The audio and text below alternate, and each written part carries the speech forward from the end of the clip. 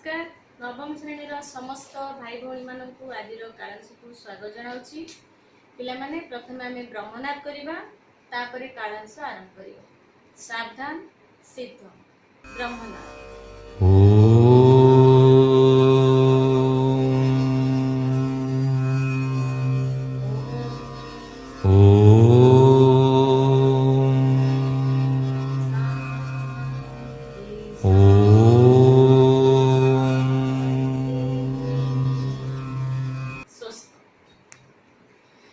पिलामाने गत कालांश रे आमे प्रथम विश्वयुद्धर समस्त सुदूर कारण पढ़ी। आमर प्रथम विश्वयुद्धर 11टी जाक सुदूर कारण समाप्त घटी। अर्थात आम 11टी सुदूर कारण विषय में बुझी पारे। आशा करुच्ची तुम्हें मैंने ताकू पढ़ी। आज आम कौन देखा ना प्रथम विश्वयुद्धर आसन्न कारण। आसन्न कारण पढ़ा पूर्व अल्पे सुदूर कारण गुड़िक विषय बुझे। तो पिला सुदूर कारण आम कौन कौन पढ़िले ना कूटनैतिक चुक्ति व्यवस्था केमिति बिस्मार्क आरंभ करथिले, सेमानक मध्यरे केमिति साम्राज्यवाद नीति प्रचलित होइथिला, सेमानक मध्यरे किपरि सामरिक प्रतियोगिता चलीथिला, काइजर द्वितीय विलियम को नीति केमिति थिला, केमिति आंतर्जातिक संगठनर अभाव थिला। बुझि पारले ने एई भली अनेक कारण गुड़िक जोगु प्रथम विश्वयुद्ध घटीथिला। किंतु एमिति गोटे कारण थिला जो कारण को केंद्र करी प्रथम विश्वयुद्ध सांगे सांगे घटी। अर्थात से घटनाटी प्रथम विश्वयुद्धर मुख्य कारण थिला। ताकू आमे आज पढ़िबा। कौन आम प्रथम विश्वयुद्धर आसन्न कारण कौन अच्छी ना फ्रांसिस फर्डिनांड को हत्या।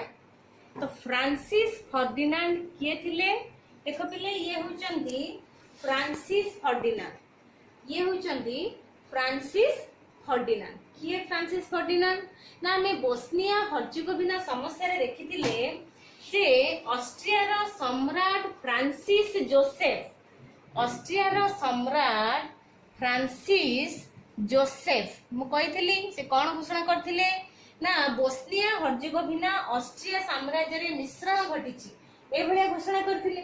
तो जो ऑस्ट्रिया सम्राटंको पुतुरा बा ऑस्ट्रिया रो राजगादीर उत्तराधिकारी बा ऑस्ट्रिया रो राजकुमार तुम जहाँ भी कहि परिबो। बुझी पारले ऑस्ट्रिया सम्राट फ्रांसिस जोसेफ को पुतुरा बा ऑस्ट्रिया रो राजकुमार बा ऑस्ट्रिया राजगादीर उत्तराधिकारी आर्कड्यूक फ्रांसिस फर्डिनांड एवं तांका पत्नी सोफिया को हत्या करा जायतिला। मन देखि सुनिया पिले आर्कड्यूक ये हेले फ्रांसिस फर्डिनांड ऑस्ट्रिया रो सम्राटंक पुतुरा आर्कड्यूक फ्रांसिस फर्डिनांड एवं ये हेले तांका पत्नी सोफिया। आर्कड्यूक फ्रांसिस फर्डिनांड को पत्नी सोफिया। बुझी पारले तो ए दुई जनकर हत्या हेतिला। तो मु वर्तमान केमिति हत्या हेतिला ता विषय रे बुझे। देखो 1914 मसीहा जून मास 28 तारिख रे 1914 मसीहा जून मास 28 तारिख रे ऑस्ट्रिया सम्राटंक पुतुरा आर्कड्यूक फ्रांसिस फर्डिनांड एवं तांक पत्नी सोफिया को बोस्निया रो राजधानी साराजेभो कार राजधानी जो तुमरा हमें पढ़ी बोस्निया हर्जेगोविना समस्या पढ़ी। ये जो बोस्निया हर्जेगोविना जो हमर बाल्कान अंचल थिला अंश से बोस्निया रो राजधानी साराजेभो ठारे केबे हिथिला 1914 मसीहा जून मास 28 तारिख रे हत्याकांड घटिथिला। तो प्रश्न आसीबो ए जो हत्याकांड घटिथिला निश्चित रूपे किए हत्याकारी थिले। निश्चित रूपे ए जो आर्कड्यूक फ्रांसिस फर्डिनांड एवं तांको पत्नी को किए हत्या करथिले गाब्रिलो प्रिंसिप। किए करथिले गाब्रिलो प्रिंसिप मन रख पिले से सर्बिया देशर थिले। सर्बिया रो एक गुप्त संगठन जार नाम थिला ब्लैक हैंड। मन रख सर्बिया रो एक गुप्त संगठन रो सदस्य थिले गाब्रिलो प्रिंसिप जे कि ସାରାଜେଭୋ ବୋସ୍ନିଆର ରାଜଧାନୀ ସାରାଜେଭୋ ଠାରେ 1914 ମସିହା ଜୁନ ମାସ 28 ତାରିଖରେ ଏହି ହତ୍ୟାକାଣ୍ଡ ଘଟାଇଥିଲେ। ତ ଏଥିରୁ ଆମେ କଣ ଜାଣିଲେ? ତ ବୋସ୍ନିଆ କେଉଁ ଦେଶରେ ଅବସ୍ଥିତ? ଅଷ୍ଟ୍ରିଆ। ତ ହତ୍ୟାକାଣ୍ଡ ଅଷ୍ଟ୍ରିଆ ମାଟିରେ ହୋଇଥିଲେ ସୁଦ୍ଧା ଯେହେତୁ ହତ୍ୟାକାରୀ କେଉଁ ଦେଶରେ ଥିଲେ? ବ୍ଲାକ୍ ହ୍ୟାଣ୍ଡର ସଦସ୍ୟ ଥିଲେ। ବ୍ଲାକ୍ ହ୍ୟାଣ୍ଡ ଗୁପ୍ତ ସଂଗଠନ କୋଉ ଦେଶରେ ଥିଲା? ସର୍ବିଆର ଥିଲା। ତେଣୁ ହତ୍ୟାକାଣ୍ଡ ଅଷ୍ଟ୍ରିଆ ମାଟିରେ ହୋଇଥିଲେ ସୁଦ୍ଧା ଯେହେତୁ ହତ୍ୟାକାରୀ ସର୍ବିଆ ଦେଶର ଥିଲେ ତେଣୁ ଅଷ୍ଟ୍ରିଆ ଏହି ହତ୍ୟାକାଣ୍ଡ ପାଇଁ ସର୍ବିଆକୁ ଦାୟୀ କଲା। ବୁଝିପାରିଲେ? ଆମେ ଆଗରୁ ବି ଅଷ୍ଟ୍ରିଆ ସର୍ବିଆ ମଧ୍ୟରେ ଶତ୍ରୁ ବିଷୟରେ ପଢିଥିଲେ। କୋଉଠି ପଢିଥିଲେ ମନେ ପକେଇବା? ବଲକାନ ଯୁଦ୍ଧରେ ପଢିଥିଲେ। ବଲକାନ ଅଞ୍ଚଳକୁ ନେଇ ଯେଉଁ ଯୁଦ୍ଧ ହେଇଥିଲା ତାକୁ ବଲକାନ ଯୁଦ୍ଧ କୁହାଗଲା। ଅଷ୍ଟ୍ରିଆ ସର୍ବିଆ ମଧ୍ୟରେ ହେଇଥିଲା। ତ ପୁଣି ଥରେ ଏଇଠି ମଧ୍ୟ ଆମେ ଅଷ୍ଟ୍ରିଆ ସର୍ବିଆ ବିଷୟରେ ଦେଖିଲେ ନା ଏଇ ଯୋଉ ହତ୍ୟାକାଣ୍ଡ ଘଟିଲା ହତ୍ୟାକାଣ୍ଡଟି ବୋସ୍ନିଆ ଅର୍ଥାତ୍ ଅଷ୍ଟ୍ରିଆ ମାଟିରେ ହୋଇଥିଲେ ସୁଦ୍ଧା ଯେହେତୁ ହତ୍ୟାକାରୀ ସର୍ବିଆ ଦେଶର ଥିଲେ ତେଣୁ ଏହି ହତ୍ୟାକାଣ୍ଡ ପାଇଁ ଅଷ୍ଟ୍ରିଆ ସର୍ବିଆକୁ ଦାୟୀ କଲା ଏବଂ ଅଷ୍ଟ୍ରିଆ ସର୍ବିଆ ବିରୋଧରେ ଯୁଦ୍ଧ କରିବା ପାଇଁ ଏକ ସୁବର୍ଣ୍ଣ ସୁଯୋଗ ମିଳିଲା। ଏହି ବାହାନା କରି ଅଷ୍ଟ୍ରିଆ ସର୍ବିଆ ବିରୁଦ୍ଧରେ ଯୁଦ୍ଧ କରିବ ବୋଲି ଆଗେଇ ଆସିଲା। ଏତିକି ବୁଝିପାରିଲେ ପିଲେ? ବର୍ତ୍ତମାନ ଦେଖିବା ତ ଏଠି ବୁଝିଲେ ଆମେ ଏଇ ଯୋଉ ହତ୍ୟାକାଣ୍ଡ ଘଟିଥିଲା କାର ଘଟିଥିଲା କେବେ ହେଇଥିଲା କୋଉଠି ହେଇଥିଲା ଏବଂ ହତ୍ୟାକାରୀ କିଏ ଥିଲେ। ଭେରି ଇମ୍ପୋର୍ଟାଣ୍ଟ, ମନ ଦେଇକି ଶୁଣିବା। 1914 ମସିହା ଜୁଲାଇ ମାସ 23 ତାରିଖ। ଦେଖ ଏଠି ଜୁନ 28 ଦେନ ଆସିଲା ଜୁଲାଇ 23। 1914 ମସିହା ଜୁଲାଇ ମାସ 23 ତାରିଖରେ ଅଷ୍ଟ୍ରିଆ ସର୍ବିଆ ନିକଟକୁ 10ଟି ସର୍ତ୍ତ ସମ୍ବଳିତ ଏକ ଚରମ ପତ୍ର ପଠାଇଲା। କେଉଁ ଦେଶ ପଠାଇଲା? ଅଷ୍ଟ୍ରିଆ ପଠାଇଲା। କାହା ପାଖକୁ ପଠାଇଲା? ସର୍ବିଆ ନିକଟକୁ। କେତୋଟି ସର୍ତ୍ତ ସମ୍ବଳିତ? 10ଟି ସର୍ତ୍ତ ସମ୍ବଳିତ ଏକ ଚରମ ପତ୍ର 1914 ମସିହା ଜୁଲାଇ ମାସ 23 ତାରିଖରେ ଅଷ୍ଟ୍ରିଆ ସର୍ବିଆ ନିକଟକୁ ପଠାଇଲା ଏବଂ କଣ କହିଲା? ଚେତାବନୀ ଦେଲା ଯେ ତୁ 10ଟି ଯାକ ସର୍ତ୍ତ 48 ଘଣ୍ଟା ମଧ୍ୟରେ ମାନିବା ପାଇଁ ବାଧ୍ୟ ଅଟୁ। କିନ୍ତୁ ସର୍ବିଆ ଏଠାରେ 10ଟି ସର୍ତ୍ତ ମଧ୍ୟରୁ କେତୋଟି ସର୍ତ୍ତ ମାନିଥିଲା? ସବୁଗୁଡିକ 10ଟି ଯାକ ସର୍ତ୍ତ ମାନି ନଥିଲା। ତେଣୁ ବାଧ୍ୟ ହୋଇ ଅଷ୍ଟ୍ରିଆ ସର୍ବିଆ ବିରୋଧରେ ଯୁଦ୍ଧ ଘୋଷଣା କଲା। ତ ଏଠି ଆମେ କେଉଁ ଦୁଇ ୟୁରୋପୀୟ ଦେଶ ବିଷୟରେ ପଢିଲେ? ଅଷ୍ଟ୍ରିଆ ଏବଂ ସର୍ବିଆର ଶତ୍ରୁ ତା ସମ୍ପର୍କ ବିଷୟରେ ପଢିଲେ। ହତ୍ୟାକାଣ୍ଡ ବିଷୟରେ ପଢିଲେ। ଏଇଠି କଣ ଗୋଟେ ଶବ୍ଦ ଆସିଲା? ଘୁଷୁରୀ ରାଜନୀତି। ତ ଆମେ ଦେଖିଲେ ଦୁଇ ୟୁରୋପୀୟ ଦେଶ ଅଷ୍ଟ୍ରିଆ ଏବଂ ସର୍ବିଆ କଣ ଅଛନ୍ତି? ଏଇଠି ଶତ୍ରୁ ଅଛନ୍ତି ନା ମିତ୍ର ଅଛନ୍ତି? ନିଶ୍ଚିତ ରୂପେ ଶତ୍ରୁ ଅଛନ୍ତି। ଅଷ୍ଟ୍ରିଆ ଏବଂ ସର୍ବିଆ ମଧ୍ୟରେ କାହିଁକି ଶତ୍ରୁତା ସୃଷ୍ଟି ହେଇଛି? ଆଗରୁ ମୁଁ କହିଥିଲି ବଲକାନ ଅଞ୍ଚଳକୁ ନେଇ ବଲକାନ ଯୁଦ୍ଧ ହେଇଥିଲା। ତା ସହିତ ଆଉ କଣ ହେଇଥିଲା ନା ଆଡ୍ରିଆଟିକ ସାଗର ମଧ୍ୟକୁ ଆଡ୍ରିଆଟିକ ଦେଖ ପିଲେ ଆଡ୍ରିଆଟିକ ସାଗର କେଉଁଠି ଅବସ୍ଥିତ? କେଉଁ ମହାଦେଶ? ନିଶ୍ଚିତ ରୂପେ ୟୁରୋପ ମହାଦେଶ। ୟୁରୋପ ମହାଦେଶରେ ପ୍ରବାହିତ ଆଡ୍ରିଆଟିକ ସାଗର ହେଉଛି ଭୂମଧ୍ୟ ସାଗର ଯୋଉ ତମର ମେଡିଟେରିଆନ ସି ଅଛି ତାର ଗୋଟେ ଅଂଶ ଯୋଉଟା କି ତମର ବଲକାନ ଅଞ୍ଚଳ ଏବଂ ଇଟାଲୀ ମଧ୍ୟ ଦେଇକି ପ୍ରବାହିତ ହେଇଛି। ବୁଝିପାରିଲେ? ତ ଆଡ୍ରିଆଟିକ ସାଗର ୟୁରୋପ ମହାଦେଶର ଇଟାଲୀ ଏବଂ ବଲକାନ ଅଞ୍ଚଳ ମଧ୍ୟବର୍ତ୍ତୀ ମଝିରେ ଏଇଟା ପ୍ରବାହିତ ହେଇଛି। ତ ଏଇ ଯୋଉ ଆଡ୍ରିଆଟିକ ସାଗର ମଧ୍ୟ ଦେଇ ସର୍ବିଆ କଣ କରୁଥିଲା?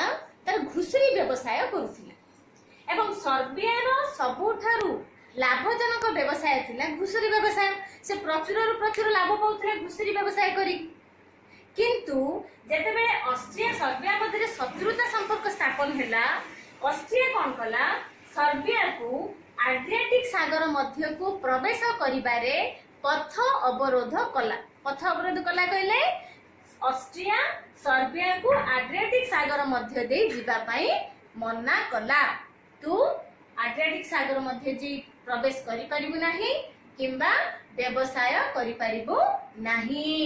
ଏଥିରେ କଣ ହେଲା ନା ସର୍ବିଆର जो घुसुरी व्यवसाय रे प्रतिबंधक सृष्टि कला किए कला ऑस्ट्रिया सृष्टि कला बुझी पारले तो तद्वारा कौन है सर्बिया तार घुसुरी व्यवसाय करि पारिला नाही सेथिरे तार अधिक रु अधिक क्षति हैला तो एई जो प्रकार सब गोटे षडयंत्र करा गला ताकू ही कुहा गला घुसुरी राजनीति बुझी पारले पिले घुसुरी राजनीति माने कोन ना सर्बिया आड्रियाटिक सागर मध्य देई घुसुरी व्यवसाय करुथिला किंतु जेते बेले ऑस्ट्रिया सर्बिया मध्य शत्रुता स्थापन हैला बा शत्रु संपर्क आरंभ हैला ऑस्ट्रिया सर्बिया को आड्रियाटिक सागर मध्य को प्रवेश करिबारे पथ अवरोध कला फलरे सर्बिया घुसुरी व्यवसाय करि पारि नथिला एवं तार अधिक रु अधिक क्षति हैला एहा को घुसुरी राजनीति बोली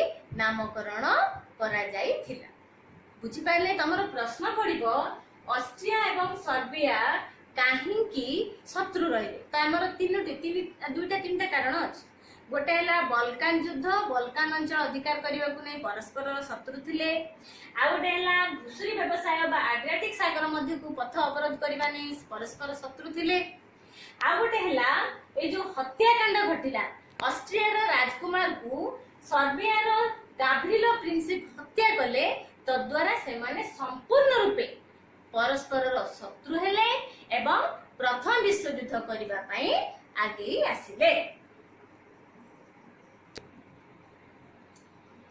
तो एठी तीनटा मसी आसिला एटा को कहली 1914 जून 28 हत्याकांड घटिथिला 1914 जुलाई 23 10टी शर्त संबलित पत्र पठेइथिला ऑस्ट्रिया सर्बिया निकट को 1914 जुलाई 28 कौन कहली ना ऑस्ट्रिया को सर्बिया विरुद्ध रे युद्ध करिबा पय बहाना मिलला एवं बाध्य होई जेतु से शर्त मानिलानी सर्बिया तेनु 1914 मसिया जुलाई मास 28 तारिख रे ऑस्ट्रिया सर्बिया विरुद्ध रे युद्ध घोषणा कला कहला निश्चित रूपे मु युद्ध करिबी केबे युद्ध घोषणा कला ऑस्ट्रिया 1914 मसिया जुलाई मास 28 तारिख रे ऑस्ट्रिया सर्बिया निकट रे युद्ध सर्बिया विरोध रे युद्ध घोषणा कला ठीक तार 3 दिन परे अर्थात जुलाई मास 31 तारिख रे जेहेतु रूसिया सर्बिया रे बंधु राष्ट्र थिला तेने रूसिया आसिला ऑस्ट्रिया विरोध रे युद्ध घोषणा कला बुझी पारले तो ऑस्ट्रिया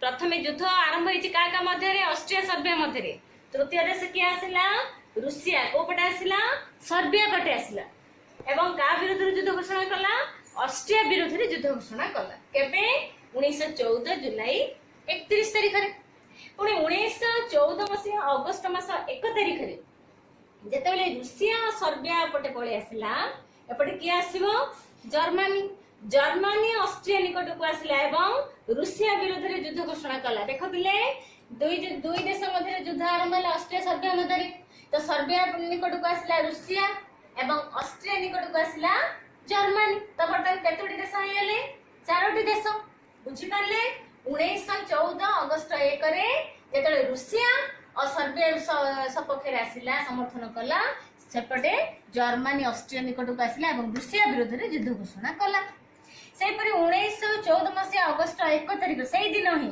जेतले एपटे जर्मनी पळे आसिला ऑस्ट्रिया पटे एपटे गला फ्रांस आसीगला फ्रांस आसिला का विरुद्ध रे युद्ध घोषणा कला ऑस्ट्रिया एवं जर्मनी विरुद्ध रे फ्रांस युद्ध घोषणा कला 1914 अगस्त 1 तारिख 1914 मसिया अगस्त मास 3 तारिख रे जेतले फ्रांस और जर्मनी विरुद्ध रे युद्ध घोषणा कला जर्मनी चुप एक बसिबो कि जर्मनी मध्य फ्रांस विरुद्ध रे युद्ध घोषणा कला सेपरि भाबरे 1914 मसिया अगस्त मास देखबिले अगस्त मास 3 तारिख पर्यंत इंग्लैंड रो ना आसी केते पर्यंत आसीनी प्रथमे युद्ध आरंभ होला ऑस्ट्रिया सर्बिया विरुद्ध रे तो तापर आसिला सर्बिया निकट को आसिला रूसिया तापर आसिला ऑस्ट्रिया निकट को आसिला जर्मनी तापर आसिला रूसिया एवं सर्बिया निकट को फ्रांस तापर आसिला जर्मनी फ्रांस विरुद्ध रे कला ए बोली सब देश आसी जोग दे सब देश न यूरोप रो किछि देश आसी जोग देले किंतु